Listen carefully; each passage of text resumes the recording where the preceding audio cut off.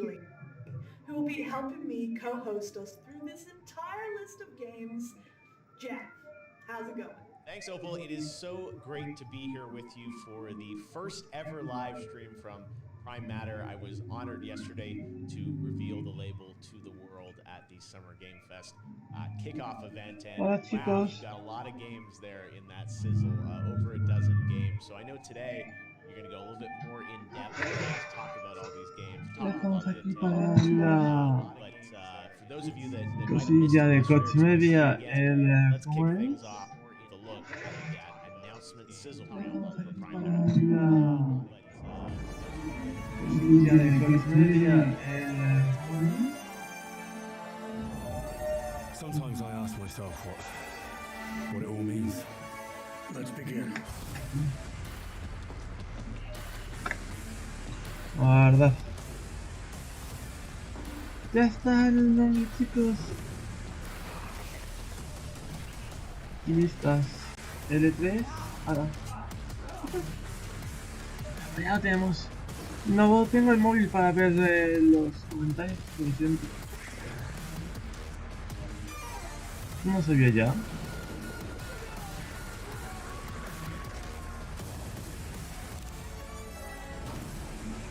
¿Cómo lo sabes? Ya.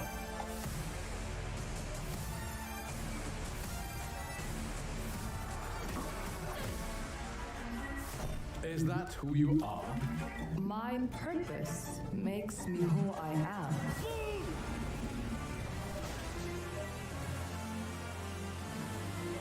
I finally have the feeling we're doing something worthwhile. Being relied on to succeed where others would fail.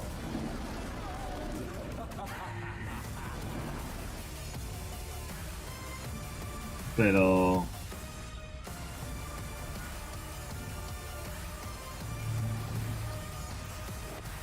Un momento, a ver si estoy yo mal, pero...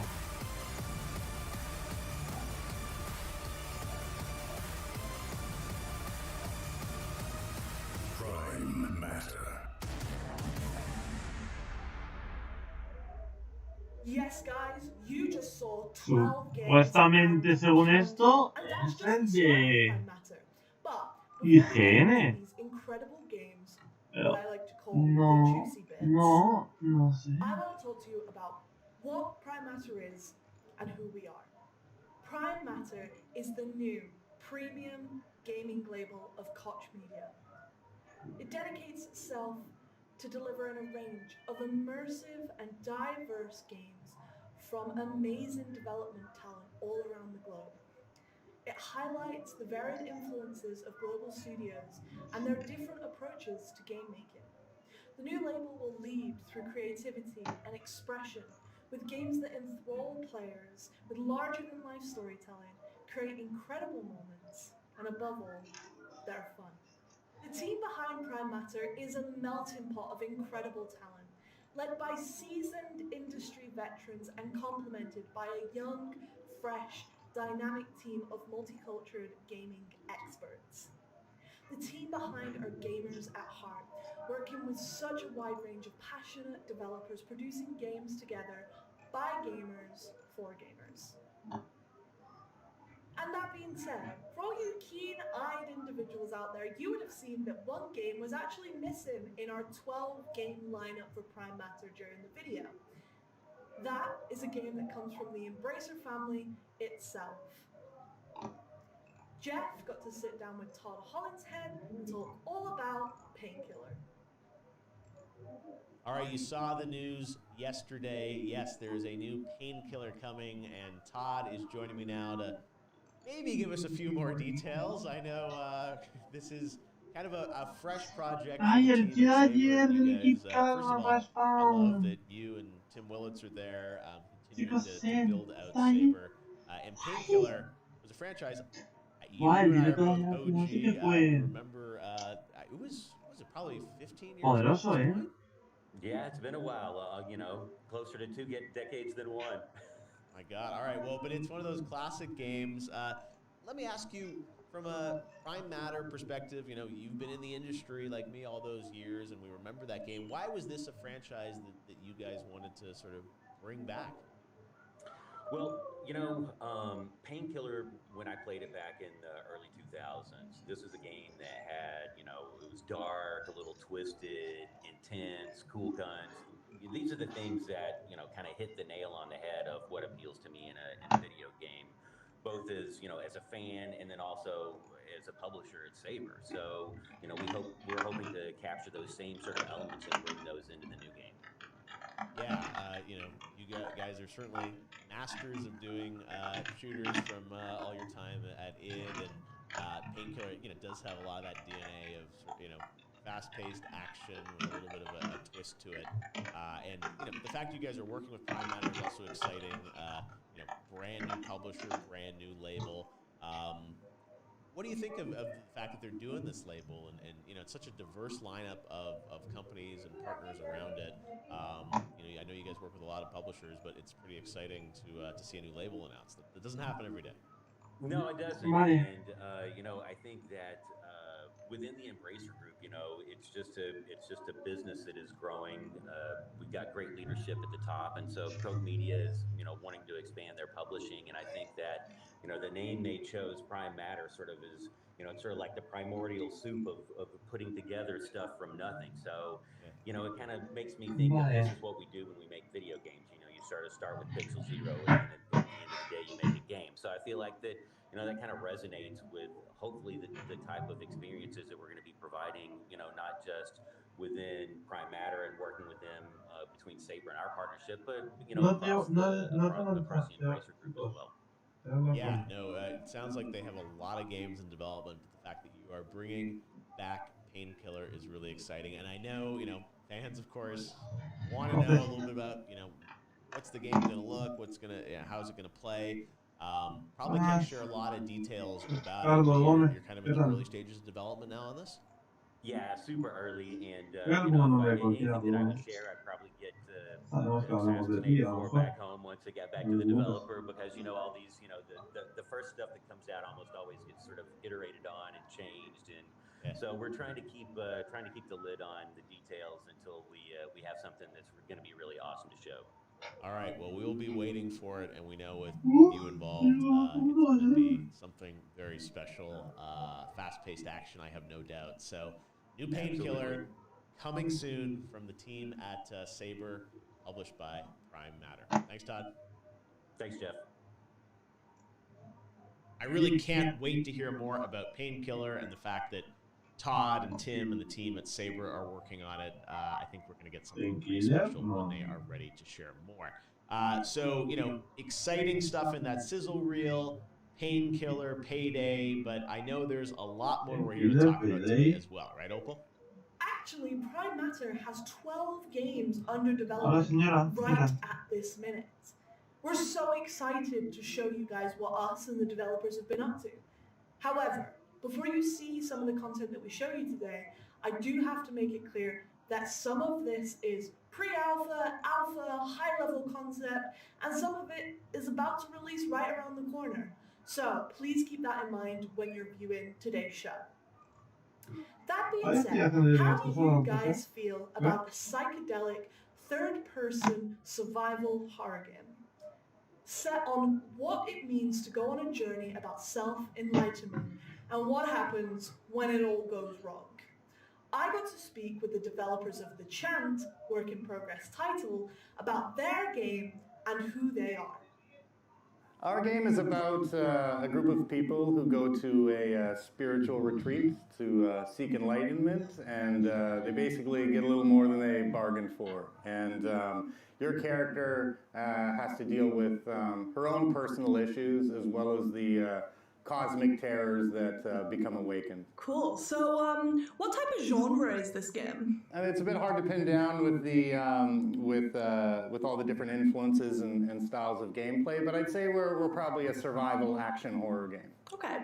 Cool. And what was the thinking behind that genre? Is it something that you guys like, or is it just it came left field? What was your decision behind that?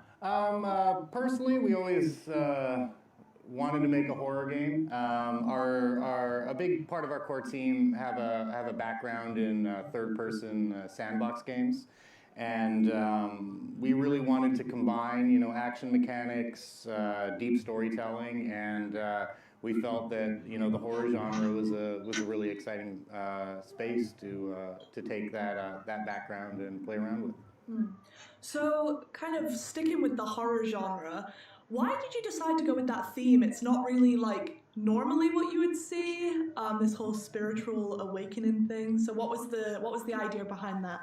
We thought it was just kind of an interesting territory to explore.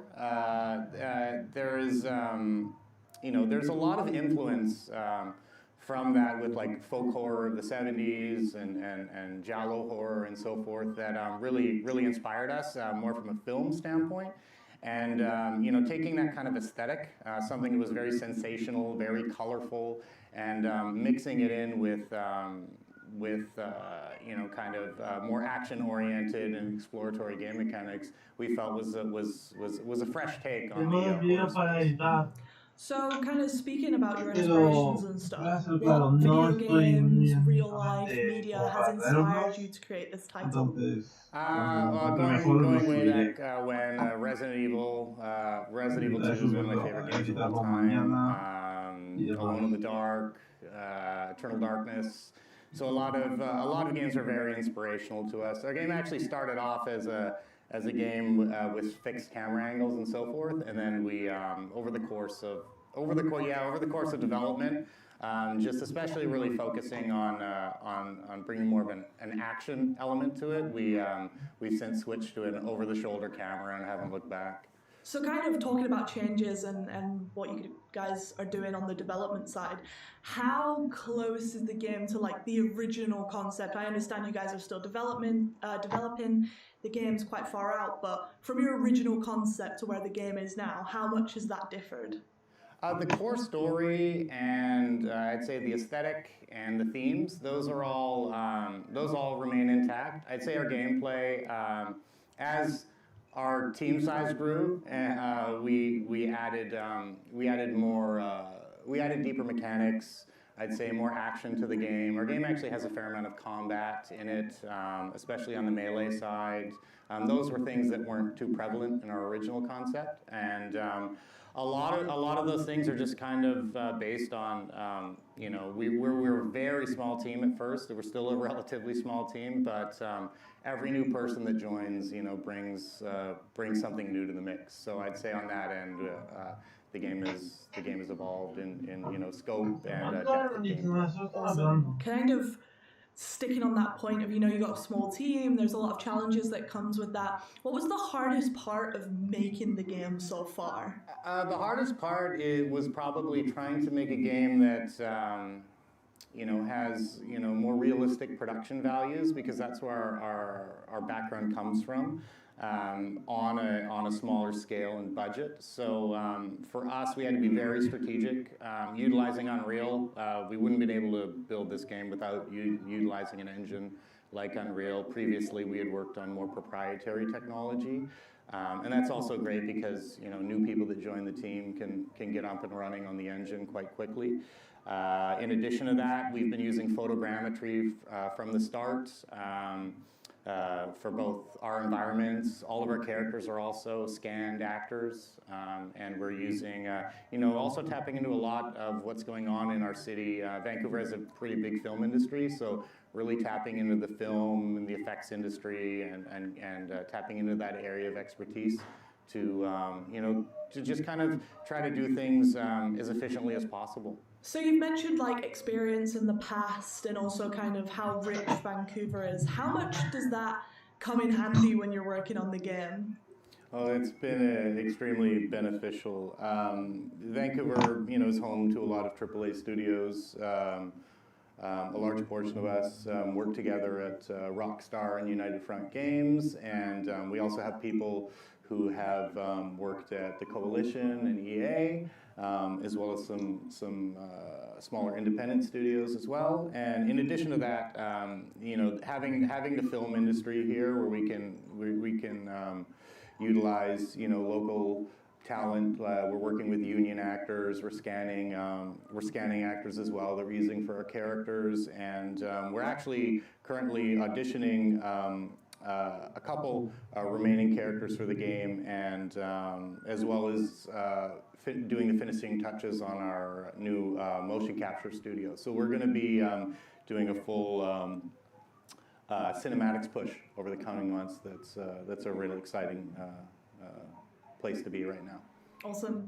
Sounds great. In terms of exciting things, when it comes to this game, what are you most proud of at the minute where you are? I think the thing I'm the most proud of is just what a small focused team can do when they're all sharing the same goal and vision. As I said earlier, we come from different backgrounds, but everyone's managed to come together and really deliver an amazing amount of work for the team size we have, and it's really exciting to be working on a smaller team again, and just having Tengo sentimientos encontrados porque tú no hay más en que me dice que el evento es el de Koch Media, pero luego tengo que el evento que está sacando juegos es el de la IGN. What are the benefits of signing up with a global publisher like Koch, and also, being featured on their brand? It's truly an exciting place to be. We've been kind of pushing the game as far as we could, que pone que hoy es el de Koch Media, is really helping to pero el único que está sacando juegos ahora mismo es el de IGN. A lo mejor lo ponemos, I think most importantly also just having a partnership on getting feedback and helping to really expand and push the vision of the game. We've already received a lot of feedback on the title, and being a small team, we're often in our own little echo chamber, and even in a short period of time, we've been able to act on a lot of the feedback, and the game has improved considerably since then. Well, Mike, thank you so much for your time. It's been awesome to talk to you and find out a little bit more about what you guys are going to be offering for the new label. And I can't wait to let gamers finally get their hands on the content. So thank you for your time. From psychedelic horrors to internet rumors, our next developer created the huge open world of Bohemia and took us on an adventure through the Holy Roman Empire.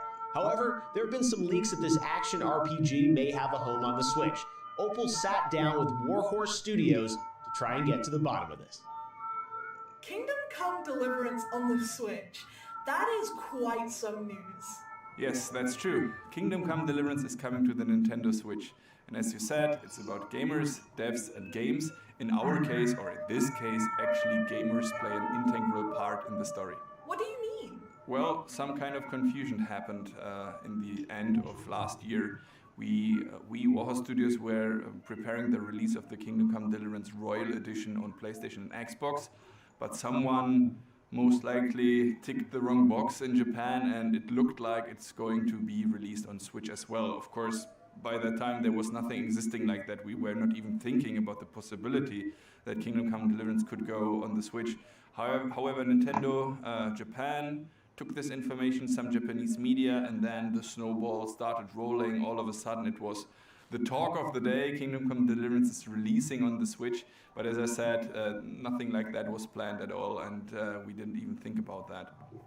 Now, a few months back, and we think it was still somehow cursing around in the Nintendo database, Nintendo of Spain posted a picture on Twitter where they had different pictures of open world games, and they were promoting already existing open world games on the Nintendo store. And if you clicked on the picture, actually there was nothing like Kingdom Come Deliverance, of course not, because as I said, nothing like that is existing. However, again, it created confusion. People were talking about it again, like, okay, so is it coming, is it not coming? But for us, actually, and as I said, we didn't think about that until that time. For us, we started to think there's a lot of interest, there's a lot of buzz, people are actually talking about us, reaching out to us, like they seem to want Kingdom Come Deliverance on the Nintendo Switch. So we started to think, and since we are already in the Koch Media family, or the Embracer family, and there's a lot of talented studios, so is Saber Interactive, and who but them would be actually capable of bringing the Kingdom Come Deliverance version on the Switch. So we sat together, and now we are here talking about the Nintendo Switch version on Kingdom Come. So what you're saying is that a community of gamers made this happen? More or less, yes. The community feedback we got, of course, was a big drive for this entire project. But this comes from our general background. So think of the Kickstarter project we had in the day. So without the community, there wouldn't be any Warhorse Studios or any Kingdom Come Deliverance. So we always try to be very close to them and working together with them. And even coming up with crazy ideas together with them. So, for instance, the Savior Schnapps, our own liquor we created later, was actually a community idea. We have our own beer brand. We recently released a blue brick set, like a building set for Kingdom Come Deliverance buildings. And now one of the latest projects is the Kingdom Come Deliverance soap bar, which should give you the real medieval smell. In that case, I must say, medieval smells actually pretty well. And we are coming up with crazy stuff like that all the time. Our next new merchandise project is a Farkle boxed board game, kind of. So Farkle, for those who don't know, that's like a Kingdom Come Deliverance minigame, the dice minigame you can play in the game. And now with Griffon Studios, we are coming up with a boxed version. You can play Farkle at home against your friends or against your family or whatever. So that's pretty cool if you ask me. But generally, if you're interested in these kind of stuff, just check the Warhorse Studios social media accounts. You get all the information you need there. Ooh, my favorite, soapy hot news. Speaking of soapy hot news, how do you feel about Warhorse being under the new label Prime Matter? It's a huge honor, of course. It's the Australia Primetime event. It's here, but I don't have the that was a big thing, and now being able to take part in the beginning of something new, be there when there's a new label being created, that is a big thing for us. And especially if you consider that we come there as an established partner already, that is really cool, and we are looking forward to a bright future. Is only English or Spanish? We cannot see what Warhorse has got cooking. However, until that and time, don't spam, please. Goodbye! So are we. Thank you very much, and see you. From internet rumors back to reality, we will have more on Kingdom Come Deliverance for Switch as we get it. All right, let's move from RPGs to FPS games. Final Form, which is a working title, is an action-packed sci-fi adventure where you play the role of a humanoid avatar of a sentient spaceship sent on a mission to the edge of the known universe to battle an unstoppable plague. The game is still a long ways from completion, but here's a very quick peek at what's in store. Ahora sí, se ve algo.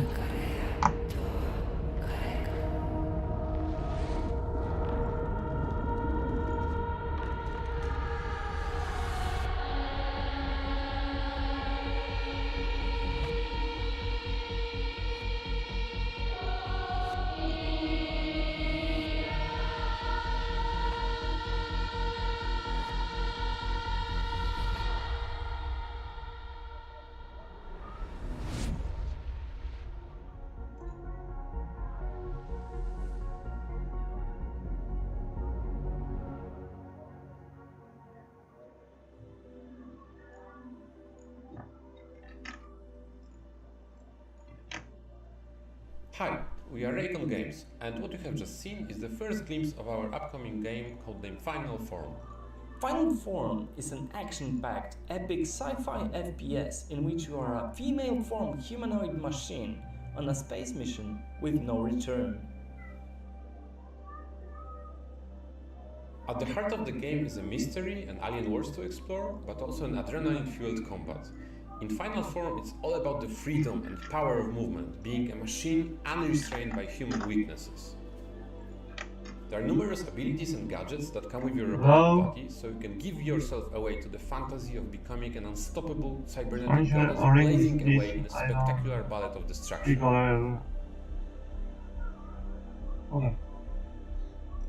Raycon is located in Warsaw, Poland, with additional team members located all over the world. The studio was founded and is managed entirely by game developers. Since the success of Ruiner, we've grown quite substantially. Currently, Reckon is over 50 brilliant game creators. And counting. We are not a huge team, but what we love to do is to evolve together with our projects, constantly finding smarter and better ways to achieve something truly unique. We build our work environment just like we make games, aiming for the best results and personal fulfillment. We strongly believe that the well-being of team members needs to be taken care of first, before we can pour all of that love into a game. The partnership with Koch Media has been very fruitful and inspiring. We're happy to be in the avant-garde of the upcoming new label. We're looking forward to share more on Final Form in the future. And in the meantime, please enjoy the rest of the show and see you around.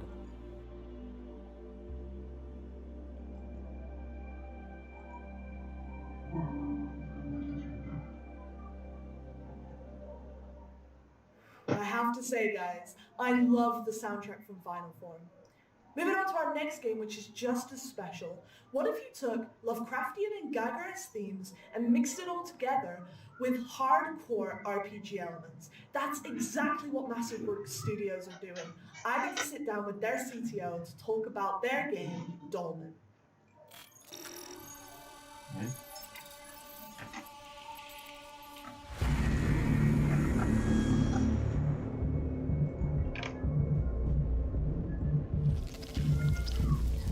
Not much. Only my money are only to my use. For that, I only use that.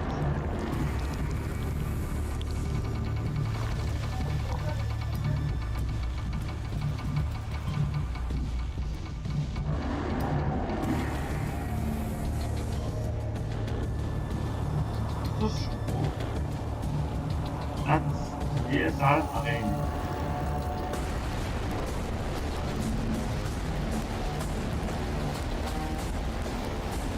¿Tú? ¿Eternal?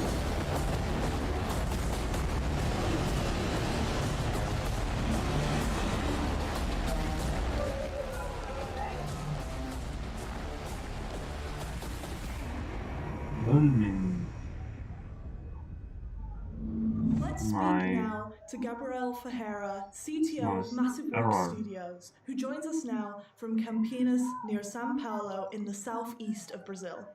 So, Gabriel, what is Dolmen about? First of all, it's a pleasure to be here and to participate. Well, so let me tell a little bit about what Dolmen is. Dolmen is that kind of a game where the hero needs to save everyone from an alien threat. Fighting with all kinds of monsters and struggling to keep going forward. Yeah, that's the kind of game that Dolmen is not about. In this game, you actually save the drillers, which is the alien species that live on the planet, but you're going there to help a company save its investment. So you're not really the nice guy that's trying to save everyone. It's just a job.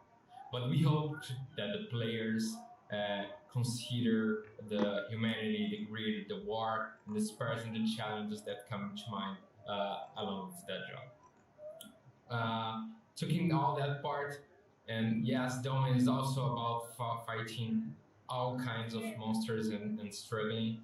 After all, it is a hard game. It's a hardcore game. It's inspired on Souls-like, so yes, you're going to die a lot.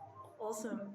Thank you. So, when thinking about the name Dolmen, obviously you guys went for that for like a very specific reason. What's the thinking behind the name? Why did you go for Dolmen? So, there was many things that came to our mind when describing the name of the game. Dolmen, which means a single chamber tomb, a megalithic tomb. We thought it would be a good word to describe this stone, this crystal that we have that is related to that. In many ways, everyone that deals with this crystal in the game is close to bringing problems to everyone that is around. And we wanted this to be the main piece of the game. Cool. Awesome. And now I know that people may or may not have heard of Dolmen before, so it is already out there in the world. But how long has it taken to get to this point? Oh, it's been a long journey since the beginning of the project. We started at late 2016, so it's been almost 5 years now, and probably just a bit more to come out. But we and about our journey, if it wasn't the support that we had since the beginning, either our community, the Kickstarters, and you guys, I believe we would not be here right now. Lovely. How have you been inspired by other games? You mentioned like the Souls-like obviously inspires it. You know, are there other games that inspire you? And also, what games do the teams like? First of all, regarding inspirations, a lot of games came to us when we were producing the game and when we were first thinking of it. Obviously, we are really passionate and we really love Souls-like games, so Bloodborne, Dark Souls, those games were our main inspirations. But we drew inspirations from all different kind of sources. So we had inspirations in Dead Space, in Mass Effect, and also not only inspirations in other games, but also inspirations in movies and Lovecraftian stories. For example, Alien, Geiger. Those were our main inspirations. About games that we most like and games that our team likes, it's really hard to say because we have a team that ranges from likings Dota to CS and Souls-like games. But what I can really tell you is that everyone of our team is passionate about the project because they love doing what they do, which is a hardcore game. Yeah, and that makes sense as well when you get hands on Dolmen, all these inspirations that have come in. So the game is set in a sci-fi universe. Is there any specific reason you decided to go down that route? Was there any other routes that you considered at first? Yeah. Well, the humans are afraid of what they don't know, and the universe has infinite possibilities. There is always something unknown that we can explore in space. So that sci-fi setting really was something that we could use to throw everything that our insane minds could come with. So we wanted to use the sci-fi as a tool to reach this goal, to present the player a world of unknown that he can fear and he can enjoy it. No, absolutely. And while we're kind of on the point of humans and Earth, you guys are based in Brazil, which is awesome. Are there any specific challenges that you face during development because of that, or just in general? Yeah, there were a lot of challenges that we faced along this 5-year journey. We obviously had to adapt our workflow in these late years.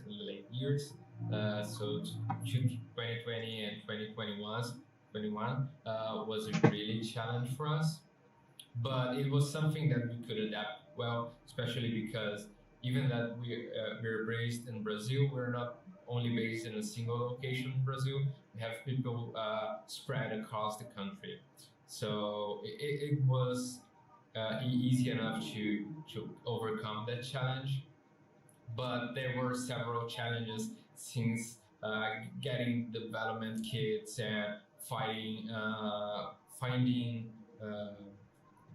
people that are really capable of helping us to deliver this amazing game, and that's what we gathered, and that's something that our company appreciates the most and really gives value is the people that we work with. They were really incredible people, and they were really rare over here. Absolutely, that's really cool. Kind of on that theme of development and challenges, given how development and technology often dictates how a game evolves throughout its development, how kind of close are you to the original concept that you guys came up for Dolmen? Well, there are different point of views on that answer, especially because we started really small. And the journey of the game, for example, it started as a concept from a few friends that get together and they brainstormed it for months, the game. So it diverged in two senses. And one of them, when we first thought of the game is huge and is insane and has a lot of background on it. It has all this universe around it, so a lot of it has been built. So people that loves lore and loves the universe that we are creating, they will have a lot to explore on that side.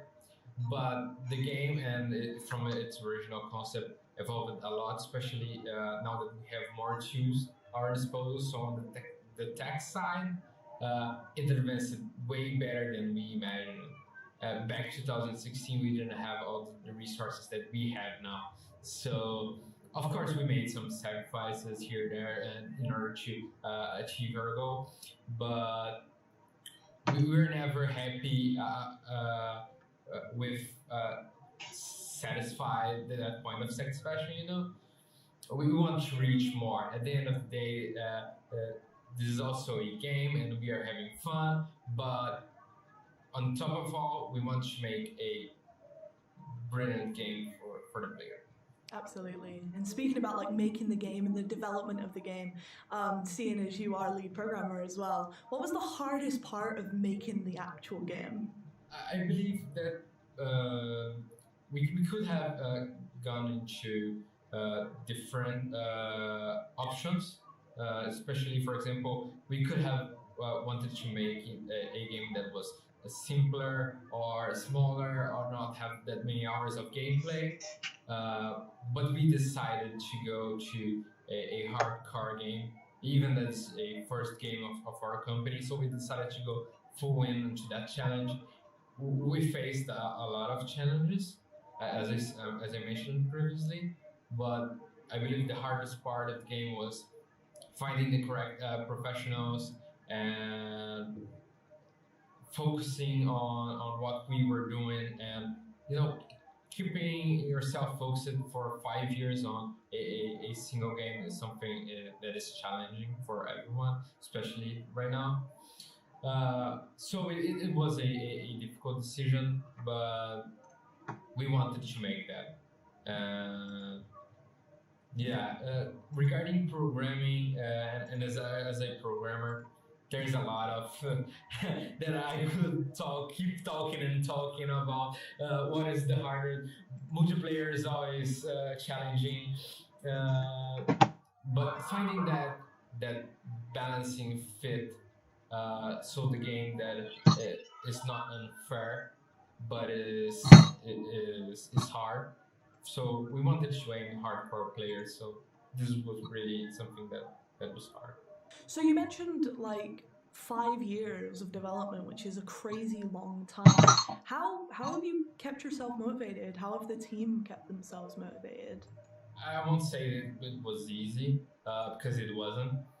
But I would say that most of all, we were always having these meetings in order to play the game. Even now that we are remote, we keep getting up every day and making a meeting and showcasing what we are doing and working alongside each one of us.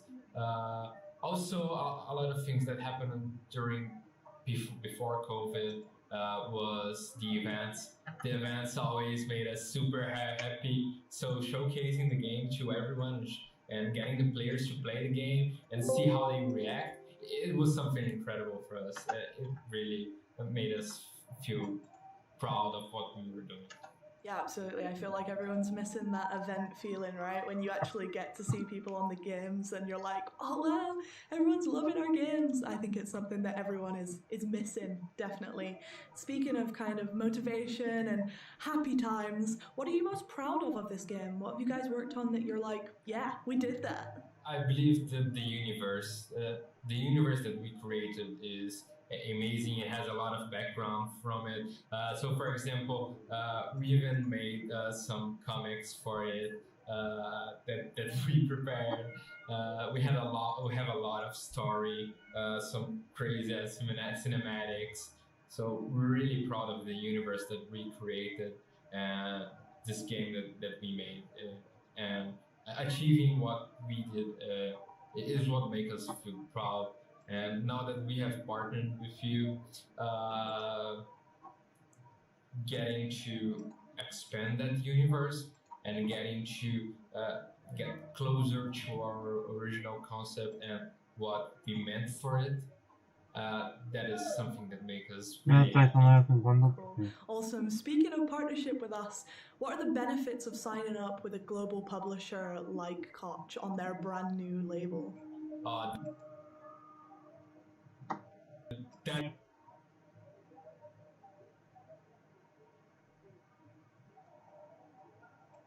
That's really a amazing feeling for us. Koch really helped us and takes care of the operation that we couldn't make it for ourselves. They have an amazing team of QA localization, so it can reach different countries and players everywhere. We have a great producer that worked with us, helping us reach our goals and really deliver the game that we want. And without Koch opened the doors for us on that sense. And being part of this new label is a great opportunity for us, and also to know other game developers and expand the game community. And yeah, and to meet you as well. We really thank you for this opportunity. Absolutely. We are so happy to have you guys on board. And more importantly, I am so excited to actually let people play this game at some point under this new label. So thank you so much for your time, Gabrielle. It's been awesome talking to you. And yeah, let's release Dolmen at some point under the new label. Thank you for your time, and see you later. Thank you. See you. Now, the first title from Prime Matter will be the beautiful, highly anticipated King's Bounty 2. We have a first look at the gameplay trailer, and then Opal got a chance to sit down and talk with CEO Nikolai Baryshnikov. The balance is off.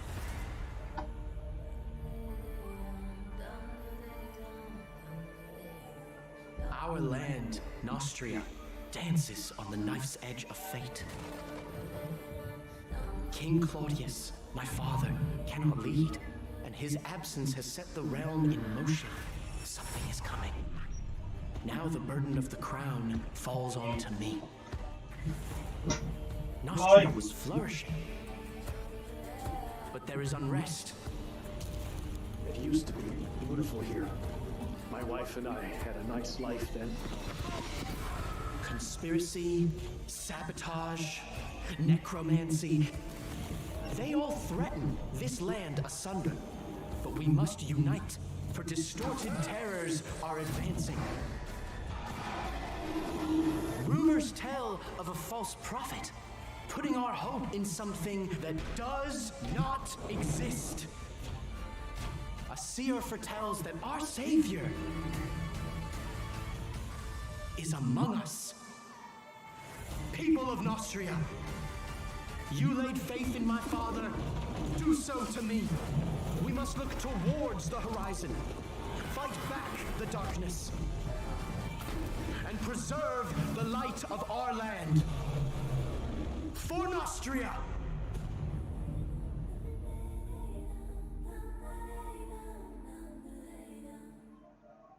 Hello there, guys! Thanks for joining me, and I am joined by Nikolai Baryshnikov from 1C Entertainment, who is CEO and creator of King's Bounty 2. So King's Bounty has been years in development and has a 30-year pedigree. So what is it that makes King's Bounty 2 so special? The original King's Bounty was a grandfather of games of series like Heroes of Might and Magic. So it created this turn-based gameplay when you have a hex-based battlefield and the troops are moving in turns,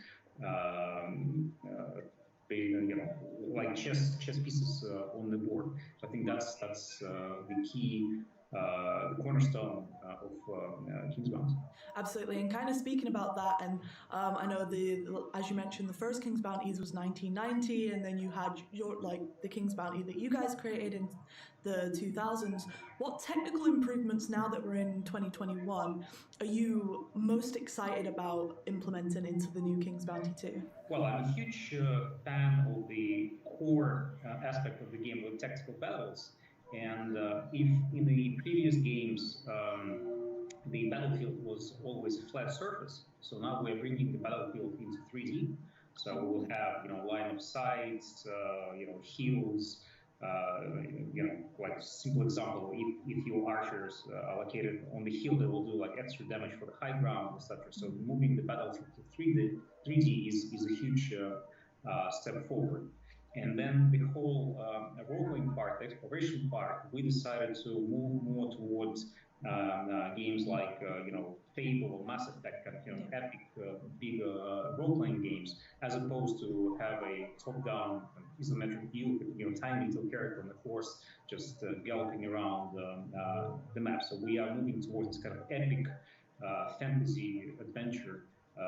Because this is not like a small indie title anymore. This is one of the biggest, if not the biggest, production we've done in Moscow so far. So speaking of the other King's Bounty games, will this King's Bounty 2 follow the other stories of the games, or will it be a standalone title?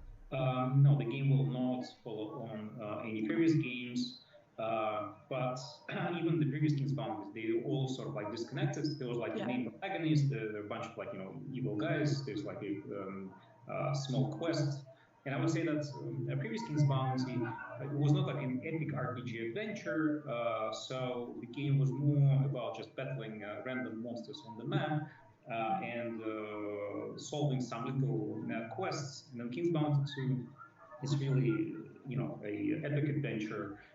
We spent like dozens of hours solving puzzles, working with different factions, making decisions that change the character and the world.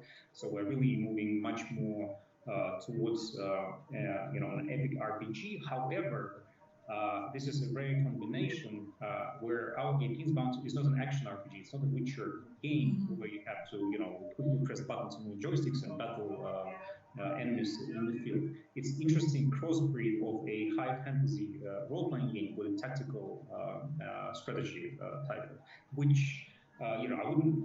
It's not like quote unquote was never done on console, but this is fairly unique combination for the console. And for me, like a great inspiration was a modern remake of XCOM, for example. Because I was a huge fan of XCOM that was released in 1994, 1996. And the modern console reinventing of XCOM, this is something we're trying to achieve with King's Bounty, really make a modern game that works well on modern platforms, that works well with current understanding of gamers, how a game should look like. So we're trying to enhance it in every possible direction. Yeah, cool, awesome. Kind of speaking about the story of King's Bounty 2 and how it differs, it appears to have a darker, more gritty aesthetic compared to its predecessors. What was the design philosophy around that? Why did you decide to go with that instead? That's an interesting question. We've been debating on the design approach. And again, as I said, we spent a lot of time prototyping, working on the core gameplay and the looks and the art of the game. Previous game had this more cartoonish, kind of fancy indie look, but we decided we are now trying to play in different league. We're trying to make a much bigger title, a big game, an epic adventure. We've been astonished by modern fantasy titles both in Hollywood and in games, and we thought that this is a good idea actually to upgrade King's Bounty to what we call like high fantasy or like realistic fantasy. So it's not a dark fantasy like Kingdom Come when they're like, you know, dirty peasants, everything is bad. No, it's more like, as I said, like high fantasy, you know, epic characters. If there's a dragon, it looks like a dragon, not like a toy. If there's a villain, you know, he or she looks like a real bad person. So that was the main philosophy. Plus, you know, game development evolves, and I don't think that it's a good idea to, you know, take a game of 2008 and just make a replica with slightly enhanced graphics in 2021. So you need, especially for consoles, there's a specific expectation from somebody coming to the store or buying a game digitally or online. Okay, this is like a 49.59 game. It has to look graphically and gameplay-wise like this. There's an expectation, and we believe that that's what we have to do. Yeah, so we've mentioned that this game combines different kind of like ways that you can play the game, basically, you know, from third-person RPG elements to this unique fighting system, this kind of chess-like fighting system. Kind of, why did you choose, you know, with the evolution of game design and how people play games, why did you choose to stick to these hybrid game mechanics? Do you think that this is kind of what makes King's Bounty King's Bounty? Absolutely. I think you got it spot on, so I don't think you need to answer. King's Bounty is again, is a grandfather of, you know, turn-based games. So if you remove tactical combat from King's Bounty, then it becomes, I don't know, Mass Effect or Kingdom Come. So this so we can play around with evolution of this gameplay, make it more fun, more realistic. But obviously, this is the core. So this is a tactical game with a lot of role-playing aspects, high fantasy aspects, and not the other way around. So again, gamers who like RPG with shooting elements, you know, games like Cyberpunk, this King's Bounty is probably not for them. I'm sorry, just it's a different game. Yeah, and in terms of, you know, we've mentioned kind of this new 3D world that you're creating when it comes to the fighting style, and then these RPG mechanics and making this world feel more alive and more exciting. What was actually the hardest part of you making the game? What took the longest time? What kind of caused you the most headaches? Hard to say. First of all, this multiple platform game, so there are specific technical issues that prolong the development. If you make just, let's say, a PC title or just a PlayStation game, then you know, you are not having a headache of porting to different platforms, getting different you know, specifications, TCRs, approvals, so that adds a lot.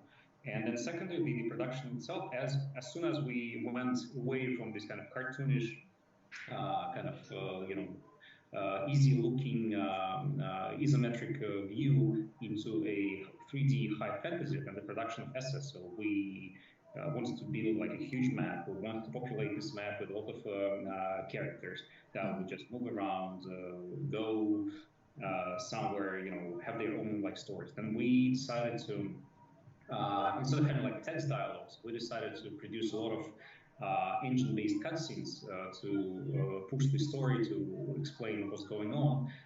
So we even had to buy our own motion capture studio. We, you know, will work with like dozens of actors, and there are hours and hours and hours of you know, in-game based cutscenes, which in the past were just dialogues and pieces of text. That was huge complication.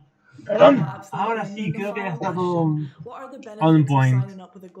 Perdonad. Like Koch and being on their brand new gaming label. Oh, that provides us a lot of additional support because you know, I'm not sure that, you know, all gamers understand how games get to the market. So making a game, you know, writing pieces of code or, you know, drawing this you know, amazing sketch of a dragon is only, you know, half of the puzzle. So it's like, you know, yin yang. You need a lot of support from production people, you know, testing, organization, manufacturing retail units, you know, putting all this, you know, units into the retail shops. making mass market communications. So we decided to cooperate with Koch Media. That seemed to be the ideal partner. So we are on the market for many years, and I would say very honestly, I was personally a bit scared if we do it just ourselves, that we might not have the human resources to deliver the information about the game itself. We'll work with all the platform holders as effectively as in a co-production and co-publishing with such esteemed partners, Koch Media and Racing Groups. So I'm quite happy. Awesome. Well, that's it. Thank you so much for your time, Nikolai, and I cannot wait for people to get their hands on King's Bounty too. Oh, me too. Trust me, me too. After 2 years of development, that's going to be one of the most exciting days for me in 2021. We have 12 titles. We keep saying it. And honestly, I shouldn't have a favorite. It's like picking between a favorite child. However, this next title speaks to me on a gaming level unlike any other. This third-person action-adventure shooter will keep you up at night tossing and turning with its horrific, nightmarish creatures. Think Alice in Wonderland meets Alien, or as one US journalist put it, Tomb Standing. Guys, sit back, relax, grab a pillow, because you get a world-exclusive look at Scars Above. Good job. Dr. Ward, Dr. Yoshida, get to the bridge, please. Time to see what's inside our alien guest.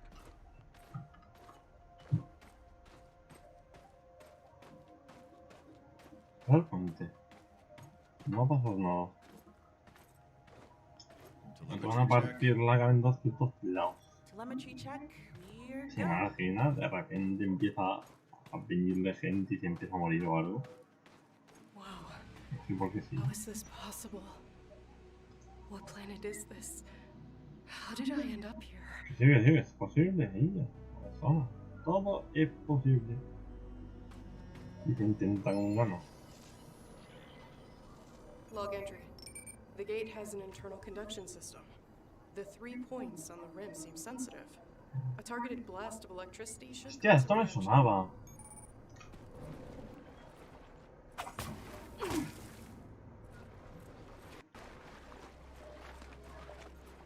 The debris.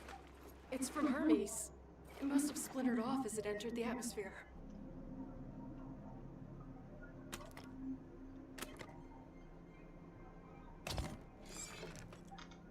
Oh.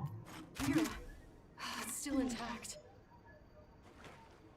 B-E-R-A. Es un arma. Es un arma.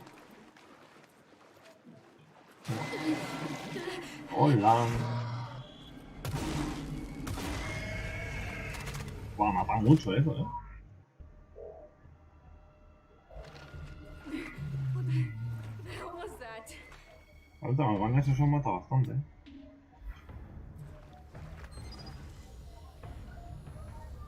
Log entry. The creature has multiple salivary glands in its thoracic region that seem to produce a highly venomous secretion.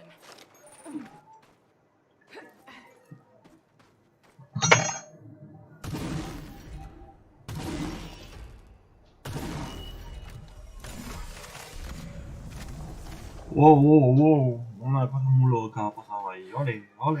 Cosas locas. The whole place is covered with some kind of organic residue. Looks like Robinson managed to connect the MPU to the pillar.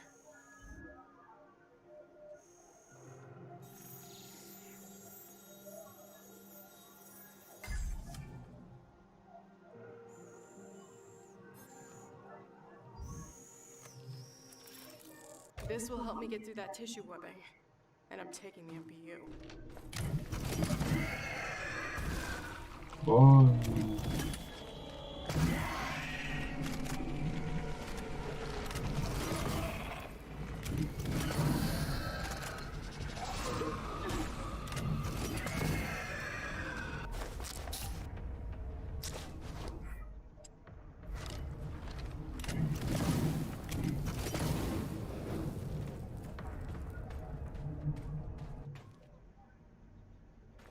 Who were the architects of this place? Did they build these towering monuments to serve a purpose, or as a testament to their might? Were they looking for answers, or... ¿Cómo? Es que no sé qué... me recuerda a tantos juegos y no sé cuál de 500 en general. Entonces, pues...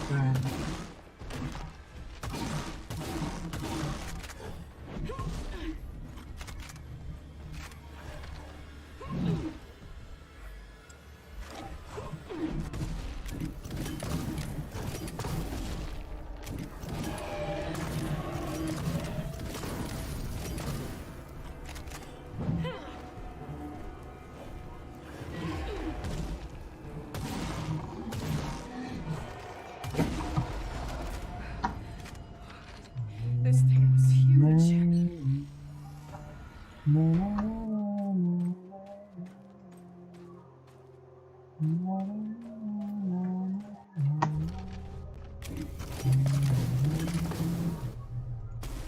Boom.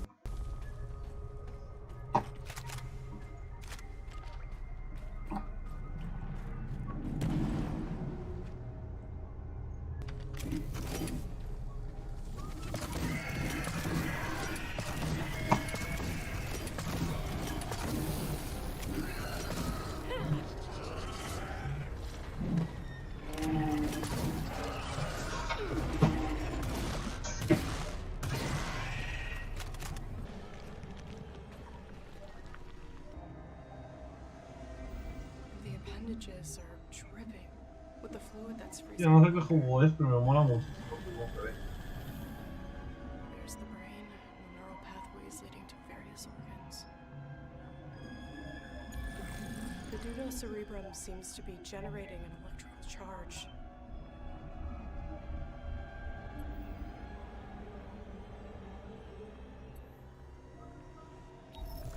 This neural pathway is conducting large amounts of bioelectricity.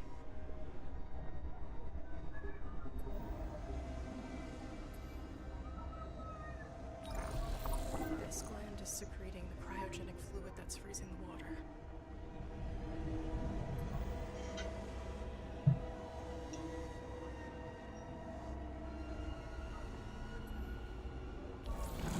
The cocktail of digestive acids is dissolving local plant life into homogeneous matter. The process seems to be aided by bioelectricity.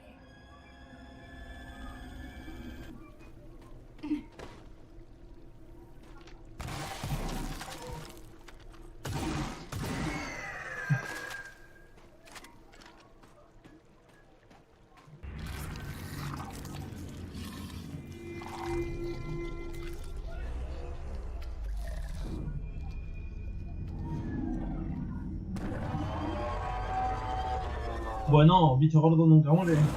Hasta luego.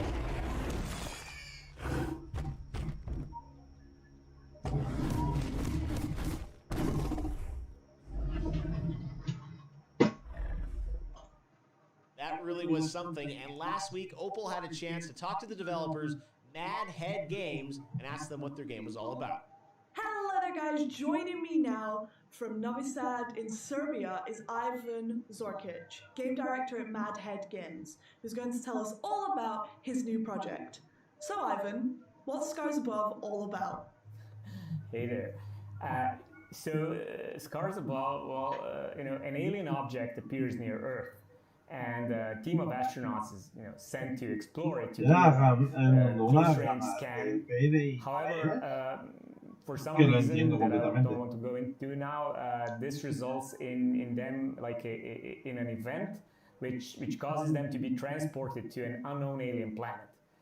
So our protagonist, Kate Ward, who is a mission specialist, she's an astrobiologist with a background in engineering. She's one of the members of the team of astronauts, of the team called SCAR team, which is Sentient Contact Assessment and Response. So she is on the ship doing the scan, and she ends up on this stranded on this alien planet.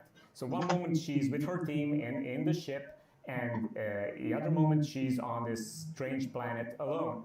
So she explores. She finds out that her team is also stranded on the planet. She has to find them first. And it seems that some time has passed. She doesn't understand why. And also the planet is very hostile. So there's a bunch of dangerous creatures, monsters, and everything seems to want to kill her and the rest of her crew. So she needs to find out what's going on, solve this mystery. How did they end up here? What does this planet want from them?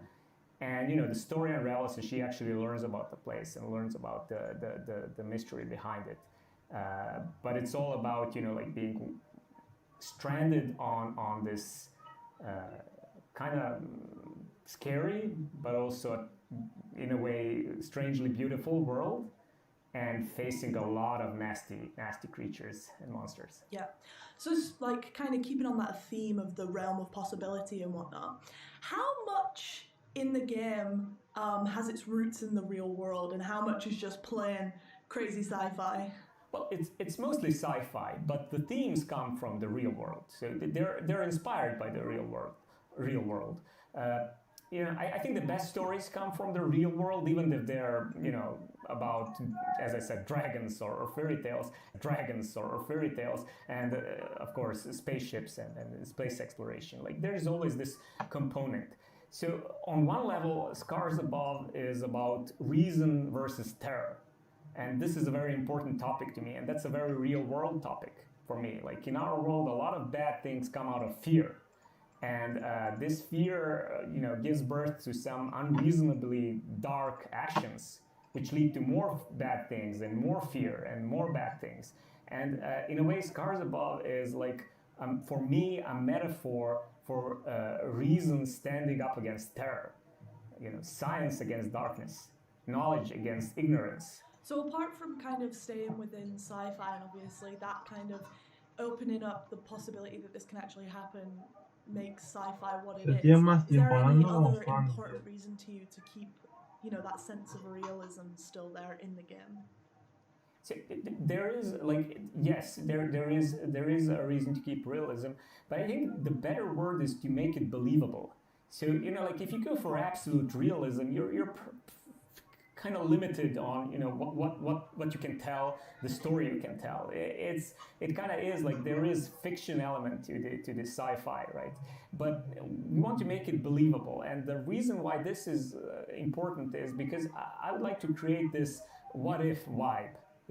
I would like it if people actually ask themselves, like what if this really happened? What would I do if I were suddenly stranded somewhere on this strange, far away from home world, surrounded with monsters and terrors? Like if you make this believable, people might actually think more about it. So we don't want to go like super realistic, but we do want to make it believable, so that because immersion is really important, so that people get immersed in this world and start thinking like, what would I do if I was in this situation?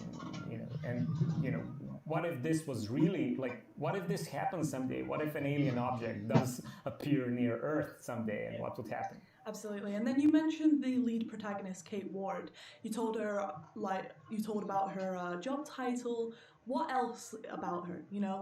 Who is she? Why is she? Kate is awesome. We love her. So Kate is a very strong and very capable, but also a very caring person.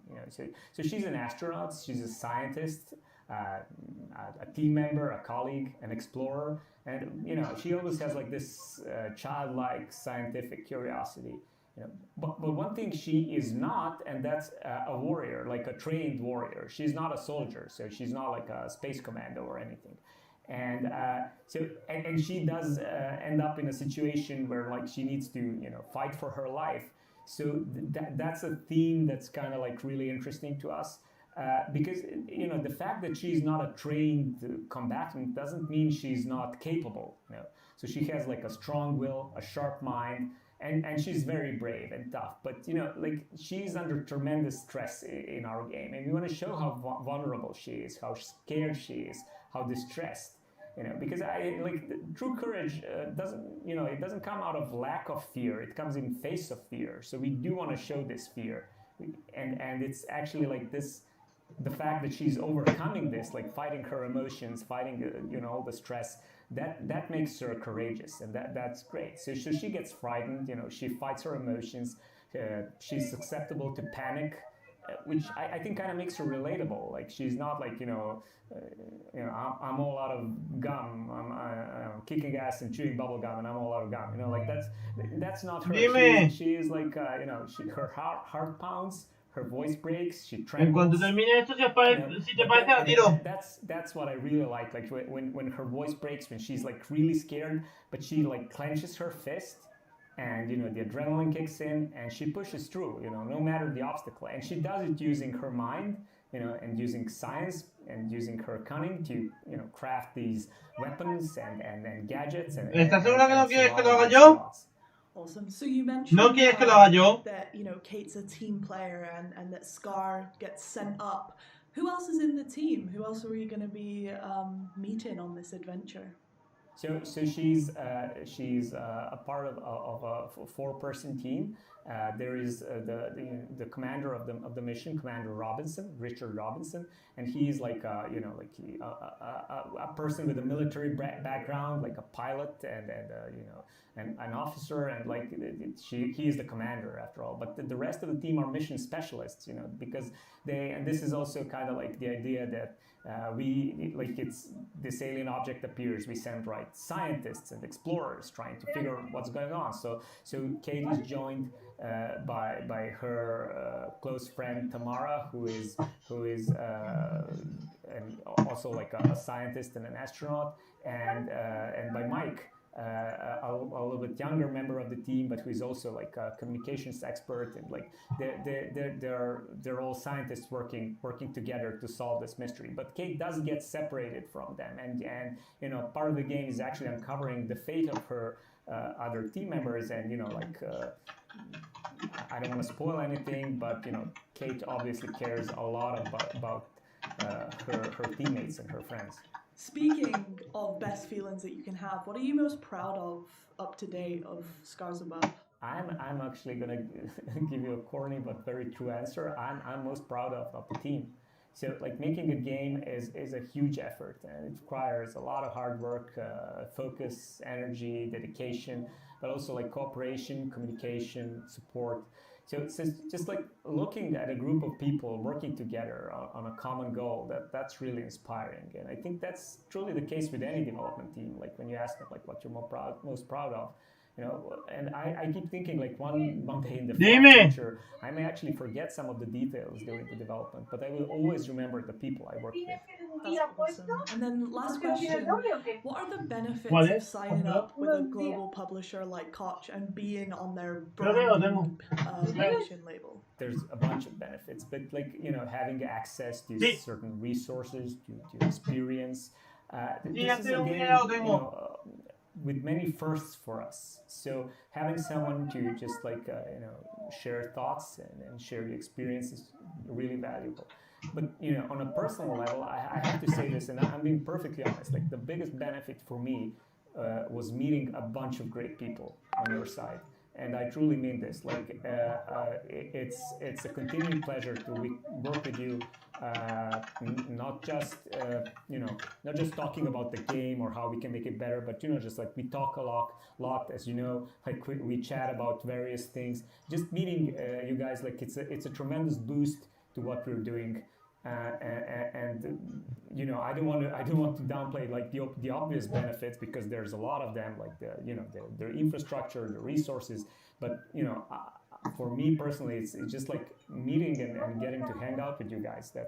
That's really awesome. Absolutely, and it's a pleasure to hang out with you as well, Ivan. And thank you so much for your time. I cannot wait to let people play Scars Above, because I know that we have so much fun with it in the office. So thank you very much. And yeah, we can't wait to see more. Thank you. Yeah, I'm looking forward to people playing the game. We're really excited about it. And thank you for this talk. Yeah. And now for something completely different. When Brian Fargo himself, the granddaddy of top-down isometric RPGs, says he is excited about a game, that's gotta mean Prime Matter is getting something right.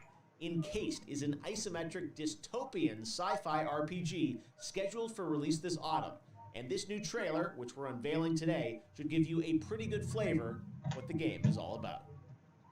It's 1976, and the future has arrived.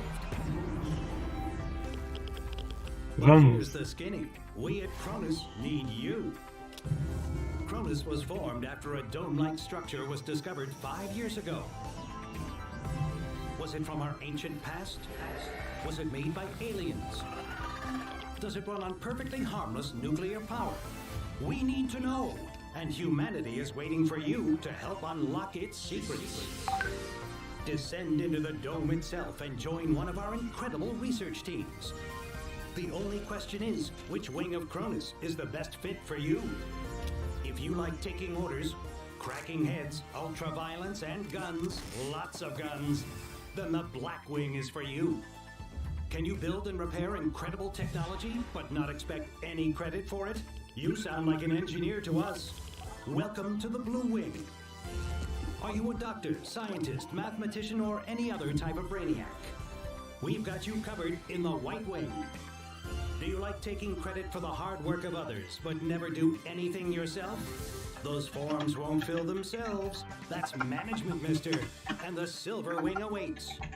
Are you a criminal, prisoner, or have no discernible skills whatsoever? Then you're coming to the Orange Wing, like it or not. Are you ready for adventure? Are you ready to make the change with us? Are you ready to love it so much that you'll never want to leave? Then join Cronus and take the second giant leap for mankind under the dome. That's not all. Opal got to sit down with the creative brains behind Encased. Check it out. Let's go to St. Petersburg in Russia and speak to Vyacheslav Kosahin, creative director of Dark Crystal Games and the brains behind their upcoming isometric RPG Encased. So, Slava, what is Encased? So Encased is an old-school RPG in the sci-fi post-apocalyptic setting, basically. Awesome. So the name Encased is kind of, it's a word and it has various meanings.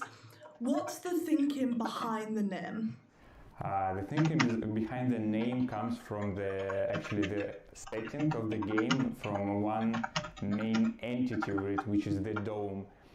The game takes place in the anomalous zone called the Dome, which was found somewhere in the last unknown desert on the Earth and on our planet. And well, basically people who get in there, various scientists, technicians, soldiers. Ha habido una cosa muy rara, unos rusos o algo, un ataque de minibots ruso muy raro. Me tupía un poco y demás, porque de repente te tengo y yo, no sé, muy raro. Me toma un poquillo, pero no parece que haya pasado nada en el canal. Yes, so I know that you guys have been developing this game for kind of a long time now. How long has it actually taken to get to the point where you are now?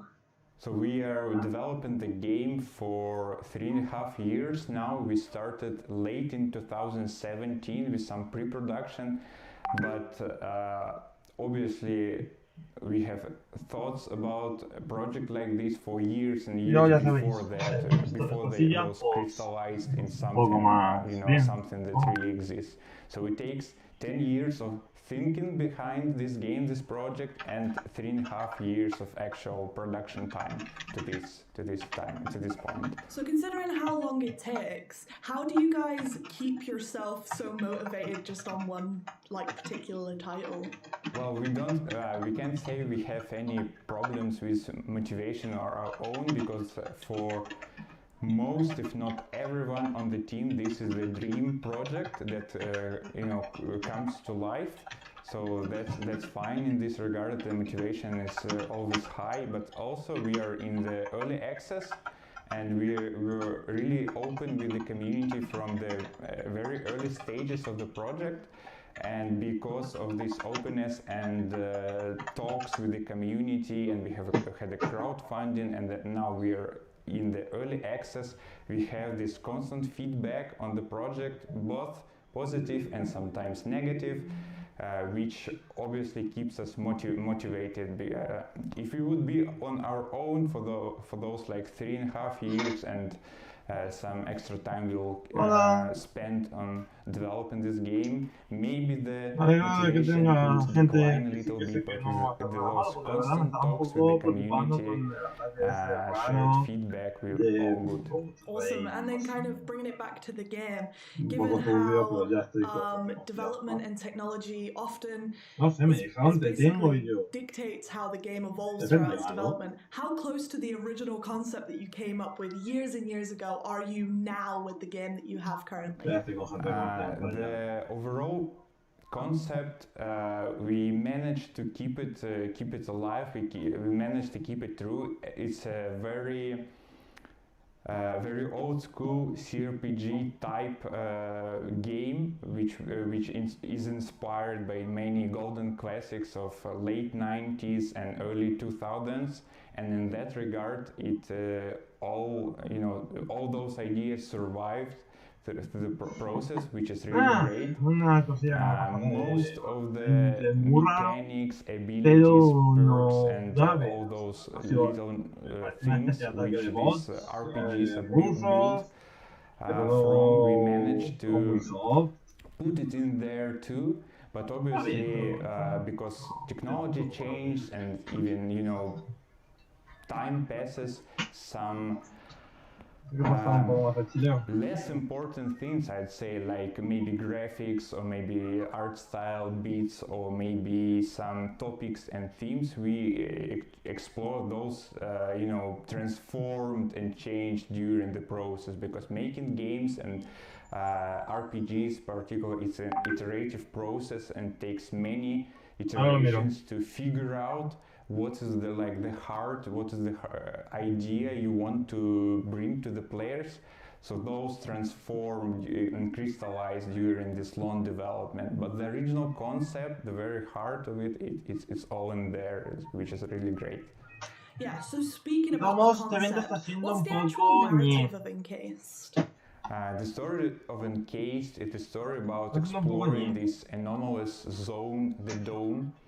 The player starts as an employee of this Cronus organization, which is the only organization that controls entire dome research and studying. There are 5 departments which are called wings. A player can start in, which affects the game a lot and the story of the game. This is the black wing, which are the security and police services. There are white wing, which are scientists and medics. There is the silver wing, which are the management and ruling wing of the dome of the Cronus. There are blue wing, which are technicians and engineers, and there is this special orange wing, which contains ex-convicts, which were freed to go to the dome to do various manual labor. So you've mentioned that the game is set in the early 70s. Not many games have been set in that time period. What prompted you to pick that specific time period? Well, we think that 70s is the perfect time for like our game, what we are doing, because 70s is like the last tick on the timeline of the humanity, while there were some blind spots on the planet. First satellites and first people in space, it's all happened in late 50s and early 60s, right?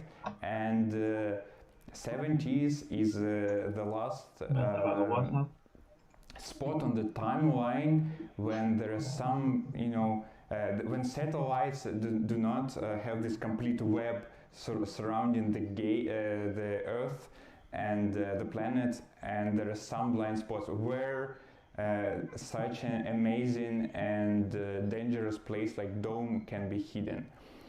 And from that place, from that time, the story takes its alternative path instead of going further to the space, humanity sort of Mientras nos descends cuentan into cosas the que no le dome interesan to a nadie study y it contan and unos ¿qué tal? to do those scientific researches and do those miraculous O sea, ya es como se discoveries, dice, como una sopa. basically. Yeah, so you mentioned that this is kind of like a 1 hora y 24 de algo parallel que nació universe. por How muy- far did you deviate from what like actually happened in the 70s compared to what happens in the game? I guess it's seeing as you said that it devolves, it's quite a bit. The Koch media, Yeah, obviously. es un So poco the Koch main aburrido. topic would be obviously that instead of continuing the Cold War, the West and the East, if we can call those, they instead start to explore the ideas of like internationalism and exploring the dome together and forming that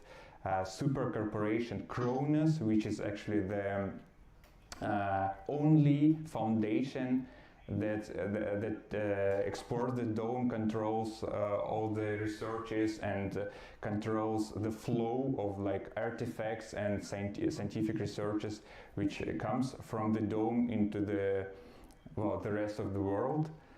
And yeah, those ideas are quite different from what happened in the real world, I guess. And kind of bringing it back to the real world almost. Obviously, you guys are based in Russia, and life in the 70s was very different than life was in the West. How much of that do you think translates to an international audience once we get out there? And how much do you think people won't understand because they just, no one kind of really lived over there, or no one really knew what was happening over there?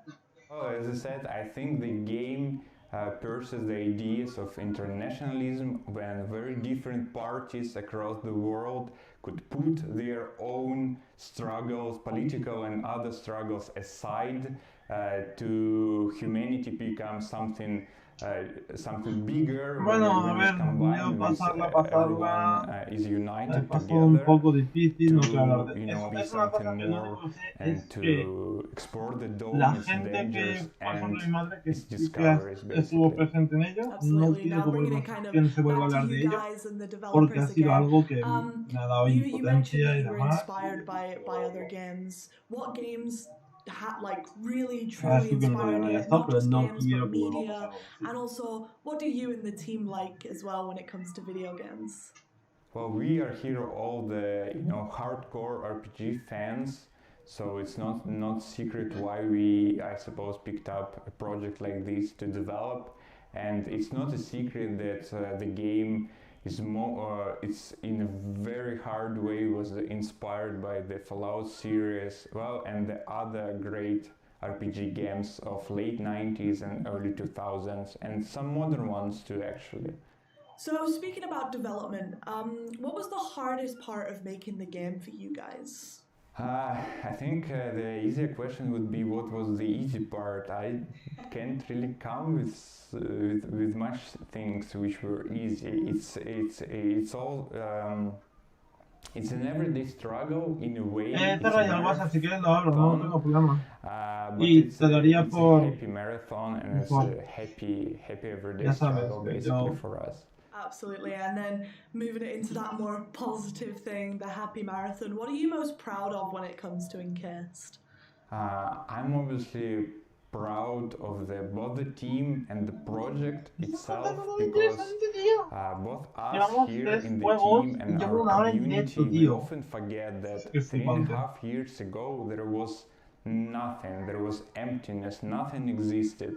And here, now, 3.5 years later, both with the team effort and the feedback which we get from the community, there is this great universe, a curious world which is almost ready to be explored and to be adventured inside, basically. And then moving on to the last question, what are the benefits of signing up with a global publisher like Koch Media and being on their new label?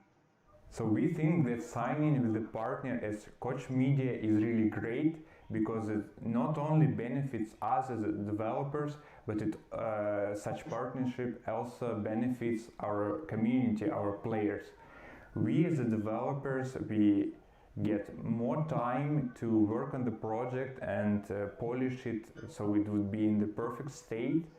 while our players will enjoy more localizations which will make the game more accessible to the wider audience. We'll get the voiceover done, which just make the game better and bring it on some other higher level. From an isometric dystopian sci-fi RPG to our next title, which is a fresh take on the action-adventure genre. This team, all the way from Iceland, specifically built a mocap studio for this title and has the incredible talent Aldous Hamilton as their lead protagonist. I got to sit down with the guys and ask them, what is this game all about? So Echoes of the End is a cinematic, narrative-driven action-adventure game about Rin, a person who has trained all her life to be a warrior in service to a throne and is now searching and finding her own identity as she's cast away from the life she's always known. It's a game we wanted to make all our lives, basically. And for us, what we really wanted to explore was a marriage of a cinematic experience and the narrative, choice-driven storytelling of RPGs. Finding that bridge and union is what really inspired us to go and make our own video game. Exactly, and such a big integral part of the experience is how you as a player choose to interact with the characters around you, the different companions, the characters that you'll run into when you're going about in the game and trying to solve all the issues that the player that you'll be facing as a player. What was the inspiration behind it? We're at a remarkable point in the game industry where, you know, a relatively small team is able to tackle such an ambitious vision, and it's actually reasonable. And I think we've just recently arrived at that point. You know, there have been some really great games making leaps in the past few years, kind of paving the way for this as the tools and hardware and software get more accessible and portable for smaller developers. We kind of, you know, in the early days of Midgard, we came to realize that a game like this might be possible. And it seemed unreal to us that it might be at the time. But, you know, growing the team and building up the tech and pipelines in-house, you know, we saw that this was, in fact, possible. And it's an absolute dream for everyone at the company to, you know, be privileged enough to work on a game like this and to really shape the game that we all want to make. Yeah, so kind of sticking on that point of development and how technology often drives the direction of how a game evolves throughout its development. How close to the original concept is the game now? That's a really good question. So it's rather close. Like, I would say we didn't really do any large pivots. We did make some changes, of course, as the vision evolved and as we understood better kind of what the game was going to be and kind of how we scoped it to fit a team that would be able to execute on it. But I think, you know, we were always, you know, from day one that the idea for the game kind of conceptualized, we were looking at the technology that was allow us to make this game, you know, going for really, you know, realistic and stunning visuals, you know, digital doubles for characters, scanned environments, you know, next-gen development engines, next-gen game engines, kind of all those things were in place for us to make the game. I think the primary things that have changed in the making of the game are more in the details of the execution of that, how we structure the story, what kind of game mechanics we want in a game like that, and really what the identity of our game is and how we separate that from other games. We genuinely have been making this game. This game, even though it is slightly different. Yeah. Cuéntamelo por privado, porfa, entero. Cállate por el privado, anda, ya sabes. Exactly. Yeah. We've mentioned, obviously, at the start and throughout what we've spoke about so far that you guys are based in Iceland and everyone knows the, like, picturesque scenery of Iceland. Did you get much inspiration from your homeland in the environment? Yes, absolutely. You know, Iceland is such a phenomenal place to live in, and it's a beautiful country that's been featured in, you know, many films and video games before us. And the funny thing is that us growing up in Iceland, this is normalcy for us. This is what we've been used to. It isn't until we visit other countries that we realize that the rest of the world isn't a fantasy land. Oh my God, trees! Yes. So, but yeah, I mean, it's absolutely inspired by Iceland. And, you know, I was working as a tour guide for the longest time, and a lot of us, like, grew up in the country from different locations. And we pull from those locations in the game, and even for some of them, we have nearly one-to-one replicas of them, in the game. But the game itself isn't based in Iceland, of course. We're just taking inspiration from the more fantasy level vistas and visuals. Because while all this is true, while we love Iceland and while we'd be fools not to utilize the access we have to Icelandic natural phenomena to scan and take references from, we don't want to make a game about Vikings because it's something that's been done a lot, and we really want to make a unique IP that is ours and that no one has seen before. Yeah, and we kind of touched on characters, and you mentioned the main character at the very Sí, bueno, necesito tranquilidad. También necesito un directo que sea algo entretenido y estoy con el móvil porque me parece un poco rollo. Why does she exist the way that she exists? El mundo. Yeah, it's always a tricky question to answer without getting into any sort of spoilers. Yeah. But Ren is, as I say, she is a character, a person trained from birth to be a weapon in service to the crown. I was really fascinating in exploring the difference between a person that is, the juxtaposition between purpose and independence. And Rin is a character burdened by purpose and chained to it. She has been given a purpose not of her own choosing, not by her own volition, but one that she has inherent to her birth and very existence. Throughout this game in particular, we want to explore the journey of going beyond that purpose and going beyond what role you are born into and seizing the Normalmente todo ya no. She's born with certain powers that make her both a pariah and a uniquely powerful individual. But with that power come certain challenges and certain superstitions that she's challenged to overcome. I think that's general enough to avoid spoilers. Yeah, Would you like to add to that? Just to add a layer to that, I think with the main character, she's, throughout the game, you're constantly meeting new people. We're setting her in, we start with her familiar setting, her kind of role in society, and her kind of what's expected of her, and we kind of break free from that throughout the game as we meet different characters, and Rin kind of finds her own path and purpose, like Magnus spoke on. And I think that's really where the player also steps in and kind of forms those new relationships that Rin forms throughout the game, and really is an effector on those.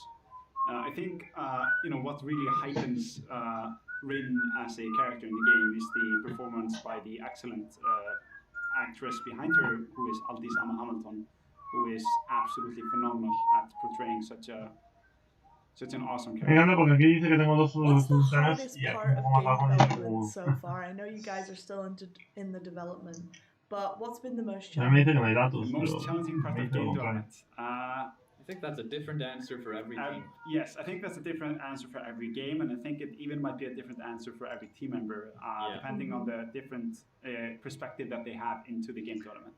I think for us, it's been vitally important to find the right people to work on the game. And that's a really difficult thing to do, finding the right people who you believe in and who are really passionate about making games like this. And we've been lucky enough to find the right people so far, and we have exceptionally talented people on board with us making this game. And I think while that is often from the outset it's an invisible part of game development, but it's absolutely essential and extremely difficult.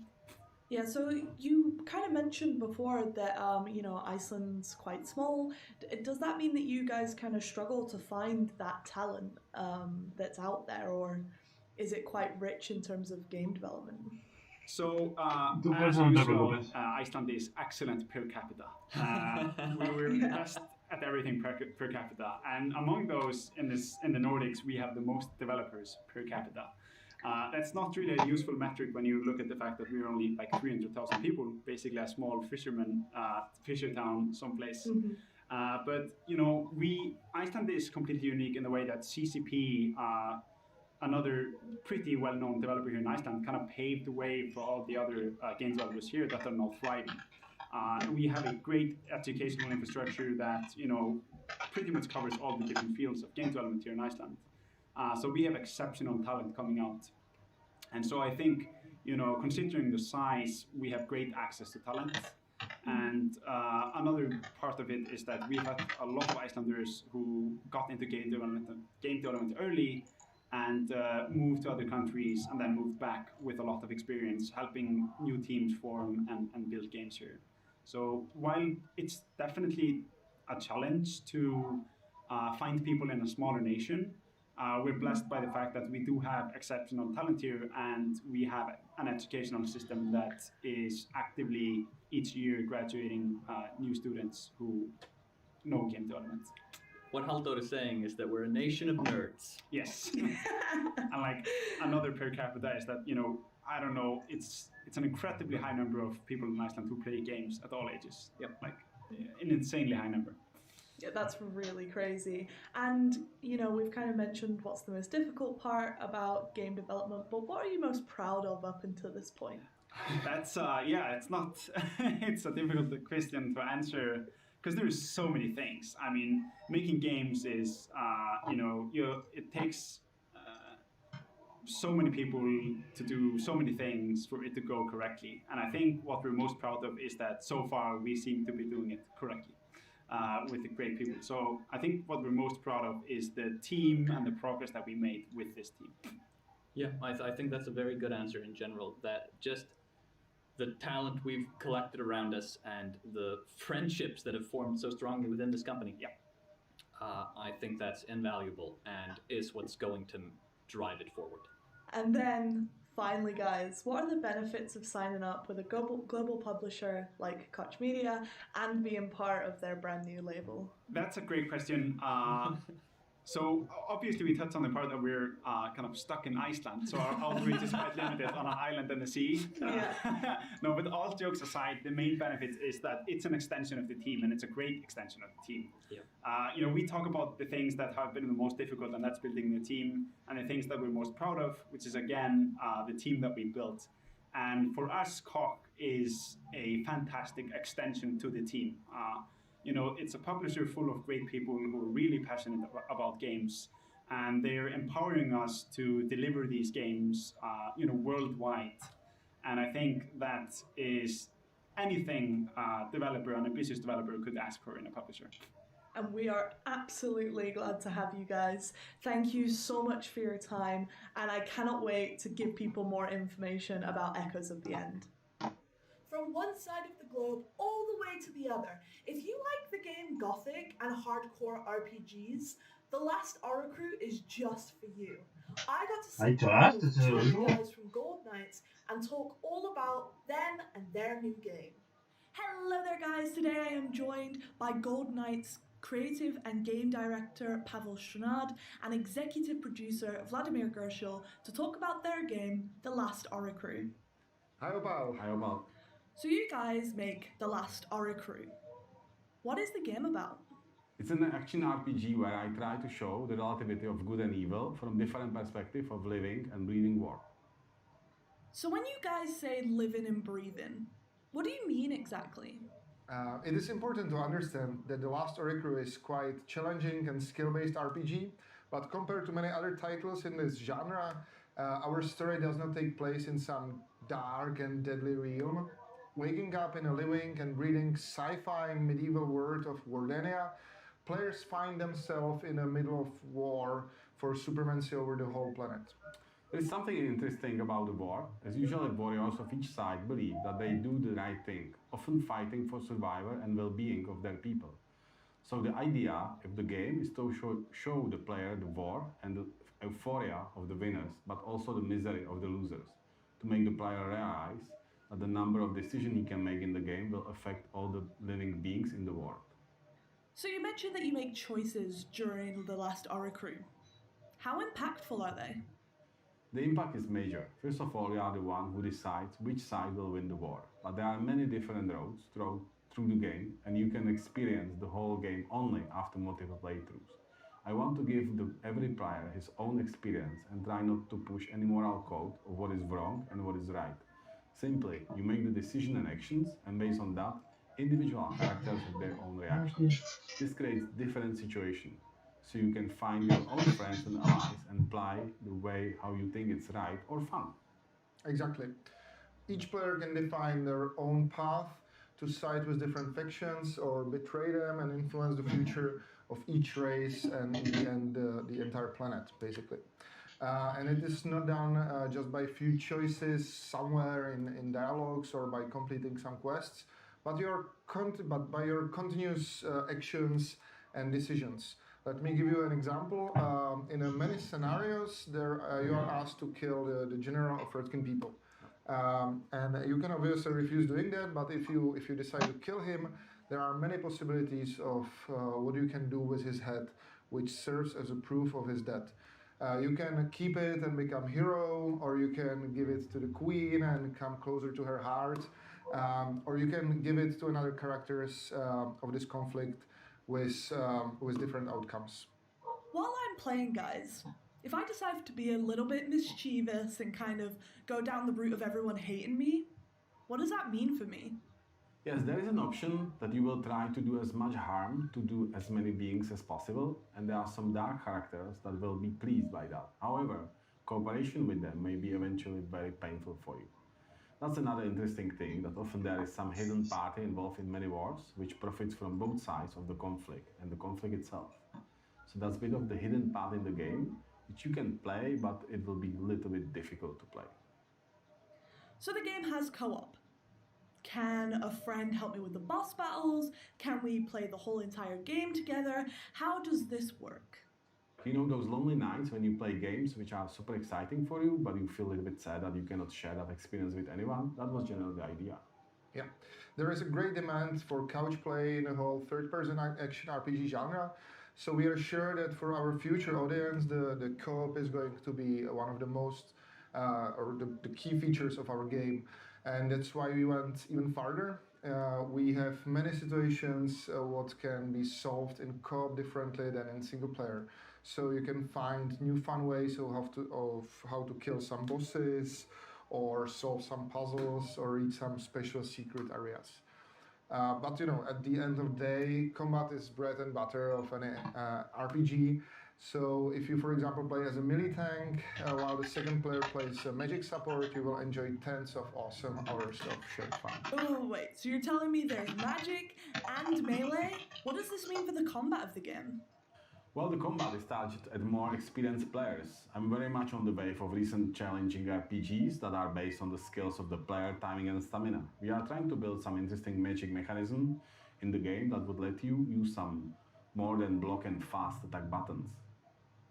But you know, don't forget that our world has sci-fi roots. So what is for someone magic can be for more developed culture or technology. But be prepared to die. A lot. Like a lot. Yeah, a lot. A lot. And finally, guys, I just want to ask you, what does it mean to be under Koch Media's brand new label? Honestly, it was the best step we could do in our game development. It helped us dramatically increase the capacity of our development team and focus primarily on the game itself.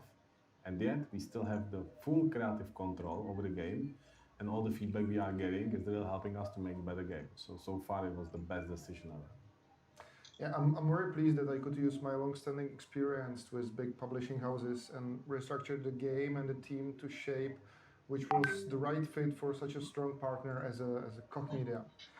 From the very beginning of our cooperation with Pavel, we were thinking big and aiming at building a really memorable new game franchise.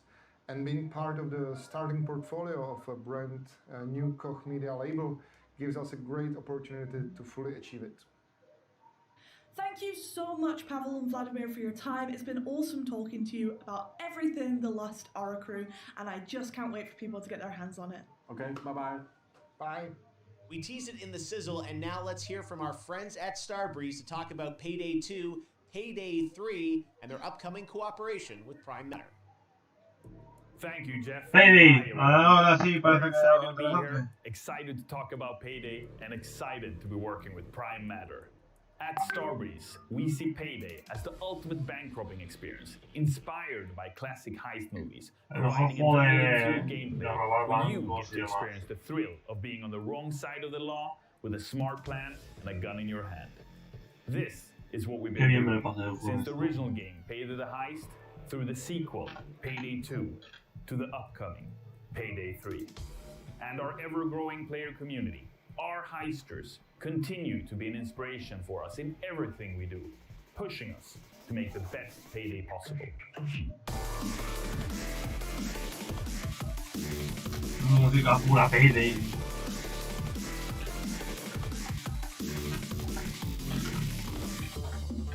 The world of Payday is an exaggerated reflection of reality where order is kept by the long arm of the law.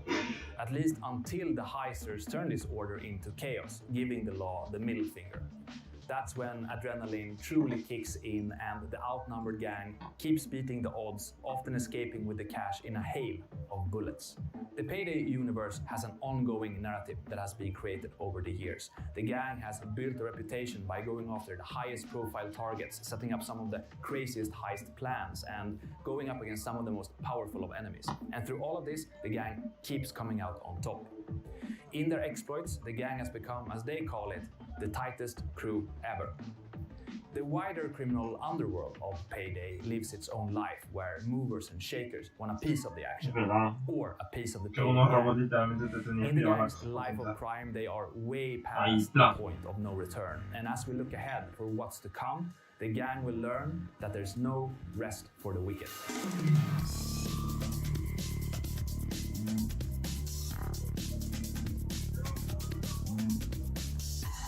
This legacy is something that we treasure and will build on, expanding on this epic story, taking you all with us into the future of Payday.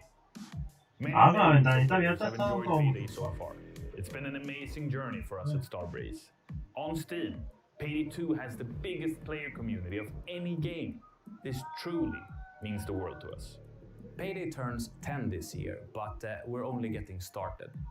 With our team hard at work, cooperation with Primetime and other partners, and above all, a fantastic player community, we are looking to the future with great anticipation. I'm rich! It's Payday, fellas! The release of Payday 3 is years away, but we could finish off today with a sneak peek of what we're working on, a taste of things to come.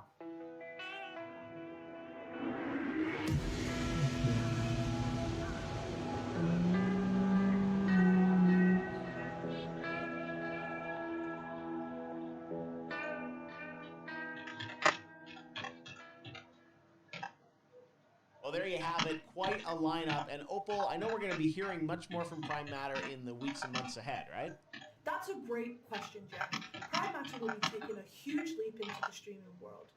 From June the 14th, we'll be streaming 3 times a week, every week, providing you guys with gameplay content, achievement and trophy hunting streams, as well as Dungeons and Dragons in our own universes, cooking streams, and so much more.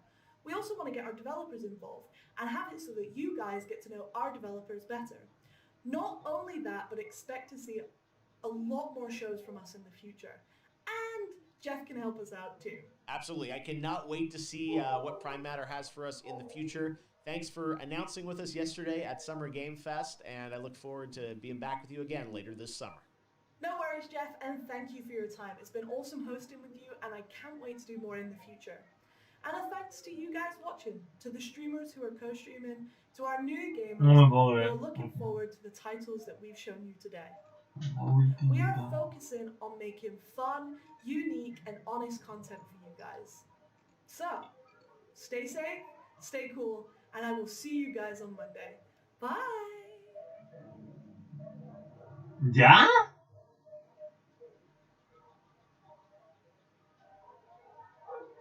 Wow, debo de estar demasiado... Yo qué sé. ¡Sácalo ya! ¡Ya está! Han hablado de 4 juegos mal hablados. Y es demasiado. O sea, ¿qué?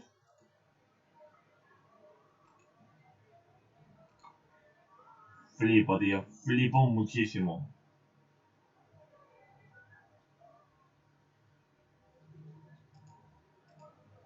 ¿De verdad? ¿Esto es lo que ha pasado? No me lo creo, tío.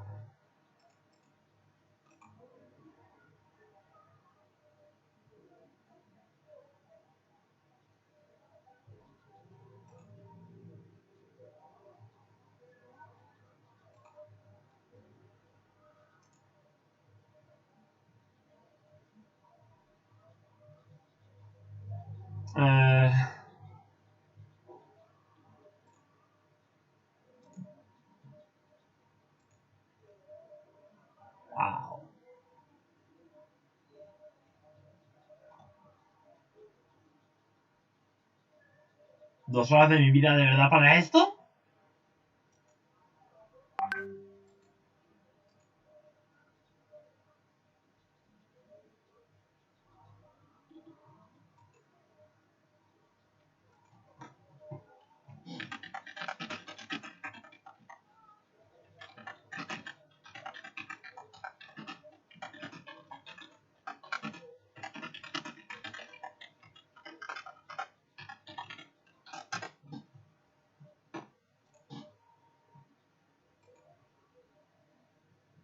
Sí, sí, no hay más. Stream over.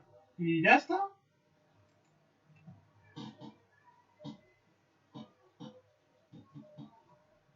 No hay ni post directo ni nada.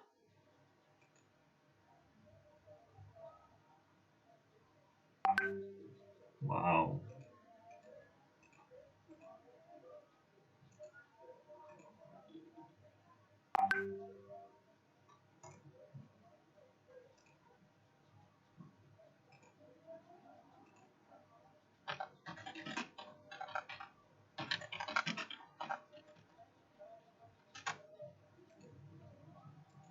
No hay nada más. Ya está. Esto es todo.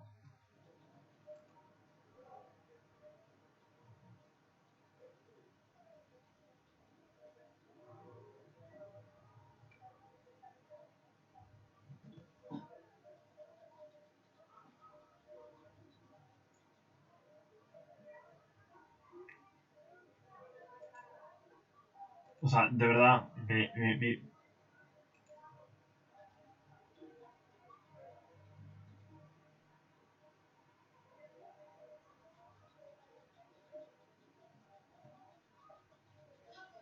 Bueno, esto porque sí está guay, pero uff, que también hace rasquilla ya, Que luego cuando duerma me quitaré la camiseta, me quitaré el pantalón para la cama y ya está. Sí, sí, ya he terminado.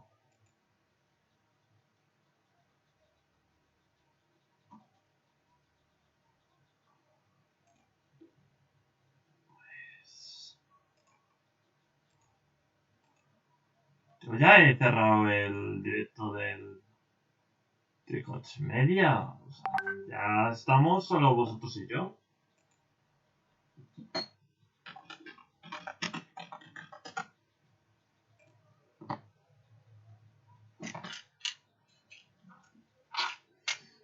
¿Cómo decir esto? Esto es un poco una mojona muy grande porque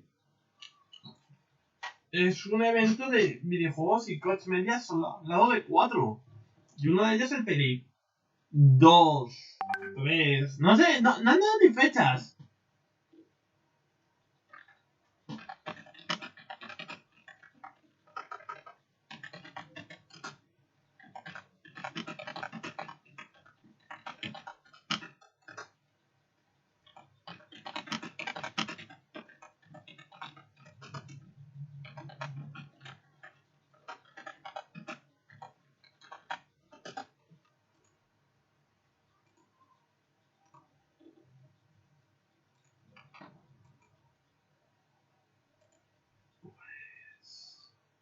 Lo voy a chapar,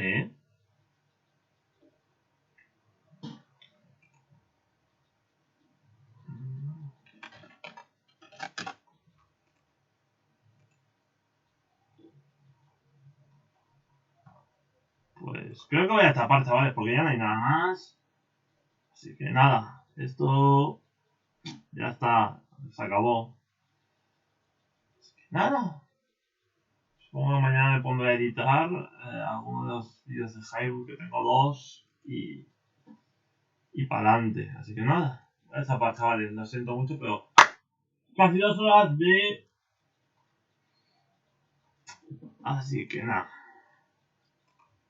Esto sí necesita un poco de música, en plan chileo. No es esto lo que yo buscaba.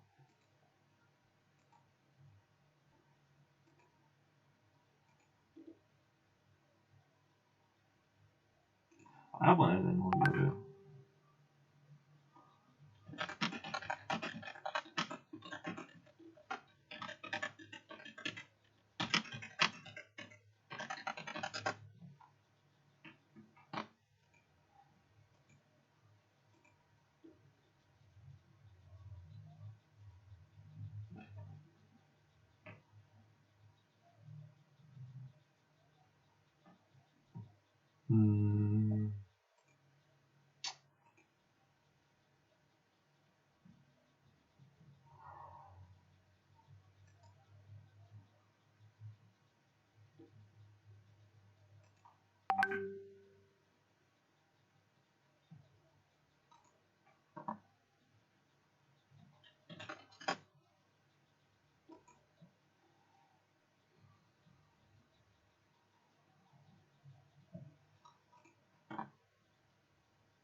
Bueno, creo que no voy a poner música.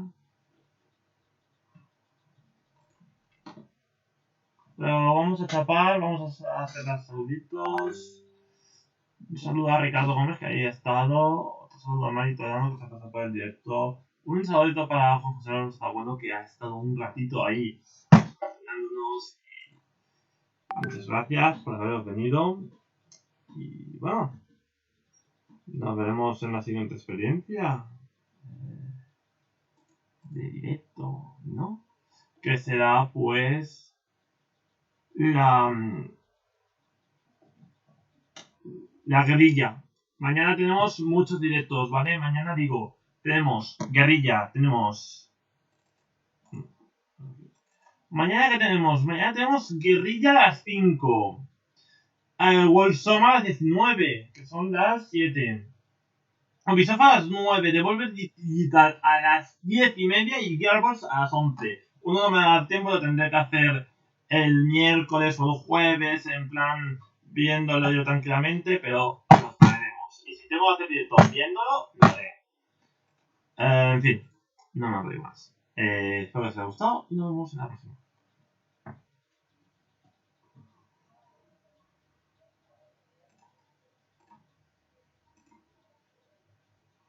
A ver si me guío y puedo cerrar bien.